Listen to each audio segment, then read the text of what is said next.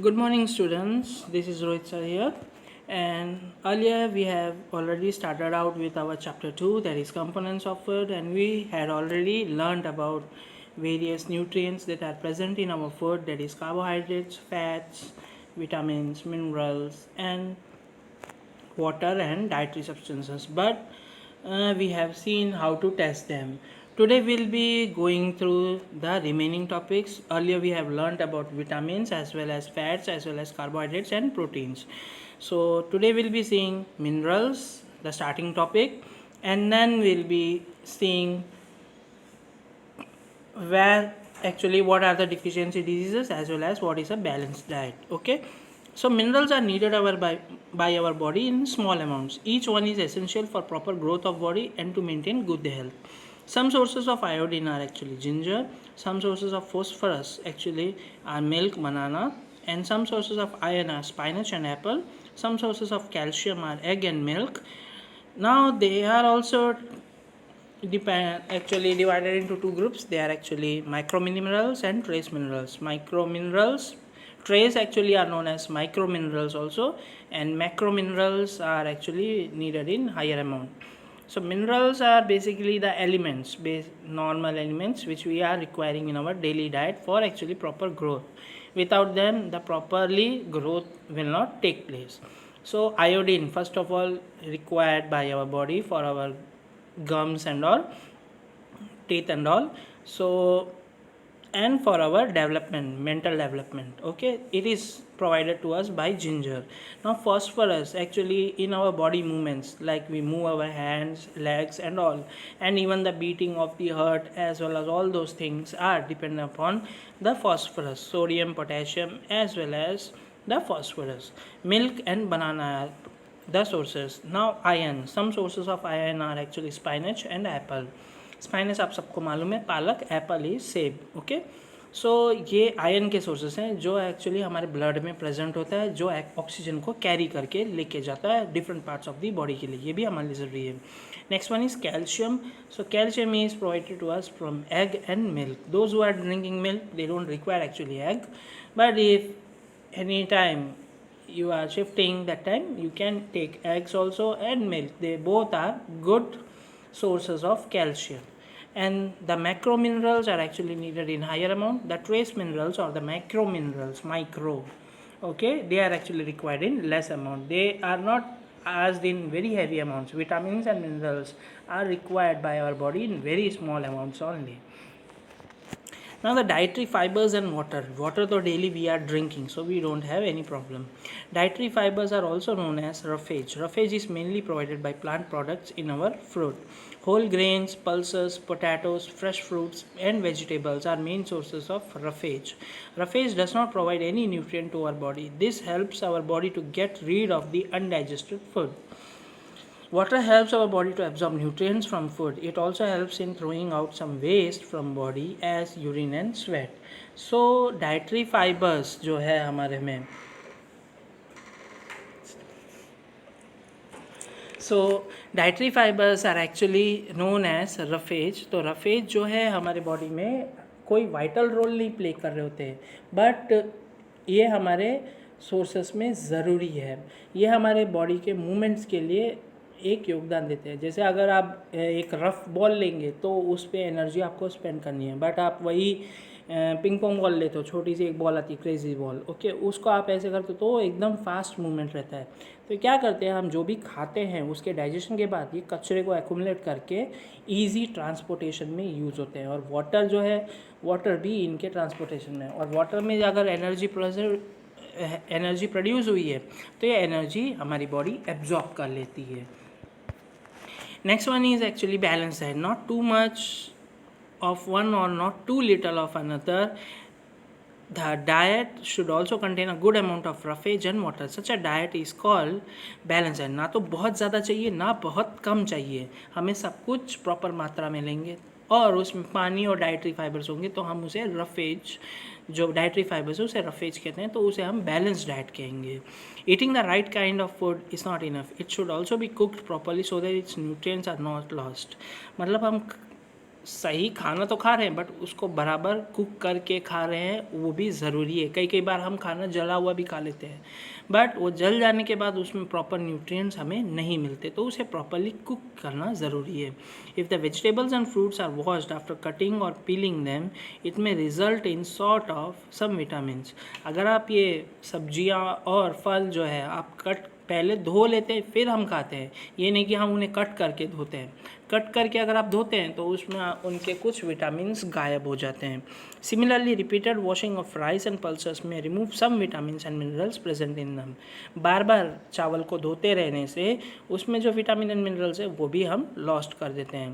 Vitamin C gets easily destroyed by heat during cooking. खट्टापन आपने देखा ही होगा, नींबू को अगर गर्म करेंगे तो खट्टापन निकल जाएगा, तो इसलिए इसके जूस को गर्म नहीं करते, तो उसमें जितना भी विटामिन सी होता है वरना वो लॉस्ट हो जाता है। It can be very harmful for us to eat too much of fat rich foods and we may end up suffering from a condition called obesity. तो अगर हम बहुत सारा फैट रिच फूड खाएंगे, घी, चिकन और एल्स पोटैटो, ये सब हम बहुत फैट रिच खाते रहेंगे तो हम मोटापे में सफ़र हो जाएंगे, ओबेसिटी हो जाएगा, ओवरवेट कहलाया जाएगा। नाउ डेफिशिएंसी डिजीज़, अगर हम ये सब कुछ प्रॉपरली बैलेंस डाइट में नहीं खा रहे तो हमें बीमारियां शुरू हो जाएंगी। तो इन सब की न्यूट्रिएंट्स की कमी के कारण जो डिजीज़ होती है उसे हम लोग डेफिशिएंसी डिजीज़ कहते हैं। डेफिशिएंसी का मतलब है कमी।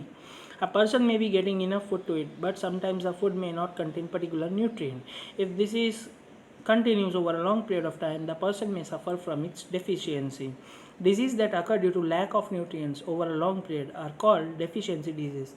Likewise, कई बच्चे ऐसे होते हैं जो नहीं खाते टाइम पे और प्रॉपरली नहीं खाते। अगर वो ज़्यादा खाएंगे तो भी प्रॉब्लम है, कम खाए तो उन्हें बीमारियां होने का है। जैसे कोई फल है आपको नहीं पसंद, मैं नहीं खाऊंगा, तो उनमें से जो आपको न्यूट्रिएंट मिलना है, विटामिन एंड मिनरल, वो आपके शरीर को नहीं मिलेगा और आपके शरीर को नहीं मिला तो ऑटोमेटिकली आप एक डिजीज़ में, ये ऐसा नहीं है एक दो दिन में हो जाएंगे बट आप एक लॉन्ग टाइम तक, एक महीने तक नहीं खाओ तो आपको ऑटोमेटिकली बीमारियाँ होगी। Proteins, he is likely to have stunted growth, swelling of face, discoloration of hair, skin diseases and diarrhea. अगर आप प्रोटीन्स प्रॉपरली नहीं लेंगे तो आपकी हाइट, ग्रोथ में, बॉडी में फ़र्क होगा, स्वेलिंग हो जाएगी फेस की, कलर हेयर का बदल जाएगा, स्किन डिजीज़ हो जाएंगे और साथ ही साथ diarrhoea, that is kind of waterborne disease. Carbohydrates and proteins for a long period of time, the growth may stop completely. Such a person becomes very lean and thin and so weak that she may not even be able to move. अगर आप carbohydrates और protein ही नहीं लेंगे, ठीक है, तो फिर आपके बॉडी की ग्रोथ एकदम से रुक जाएगी, बिल्कुल ही ग्रोथ नहीं होगी और आप बिल्कुल थिन हो जाएंगे, लीन हो जाएंगे और इतने वीक हो जाएंगे कि आप इधर से उधर तक मूव भी नहीं कर पाएंगे। All deficiency disease can be prevented by taking a balance diet. इन सब से बचना है तो आपको सब कुछ खाना पड़ेगा प्रॉपर मात्रा में। इसका मतलब ये नहीं है कि आपको नॉन वेजिटेरियन खाना कंपलसरी, आप वेजिटेरियन में ही ये सब कुछ चीज़ें पा सकते हो। वेजिटेबल्स खाओ, मिल्क खाओ, कोई भी चीज़ के लिए ना नहीं। अगर आप कोई भी विटामिन ए नहीं लोगे तो आपको आइस की प्रॉब्लम शुरू हो जाएगी। कई बच्चों को जो चश्मा आ रहा है वो प्रॉपरली ग्रीन लीफी वेजिटेबल्स नहीं खाने के आ रहा है, तो इसीलिए आपको प्रॉपरली ये खाना चाहिए। इसमें कुछ डिजीज़ेस दी गई है जो डेफिशिएंसी के कारण हो रही है। जैसे विटामिन ए कम हुआ है तो लॉस ऑफ कम होता है तो लॉस ऑफ विजन, मतलब आपकी आंखें कमज़ोर होनी शुरू होती है। Poor vision, loss of vision in darkness, sometimes completely loss of vision. अगर आप ये नहीं लेंगे तो आपकी विजन ख़राब होती जाएगी और कभी कभार तो बिल्कुल ही ख़त्म हो जाएगी। Vitamin B1 that is again beri एक डिजीज़ होती है जिसमें मस्कुलर मूवमेंट नहीं मिलेगा और आपके पास बहुत कम एनर्जी, थोड़ा सा काम करोगे थक जाओगे, तो विटामिन B1 की कमी से होगा। विटामिन सी स्कर्वी, आपके दांत, bleeding gums, wounds take longer time to heal, आपके दांतों में से खून निकलना और जो भी चोट लगेगी वो जल्दी ठीक नहीं होंगे।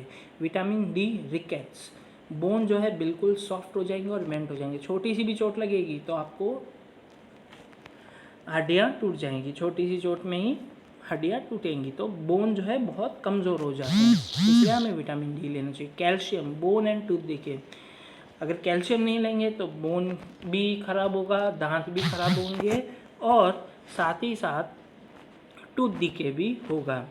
आयोडीन से गोइटर होता है, glands in the neck appear swollen, mental disability in children.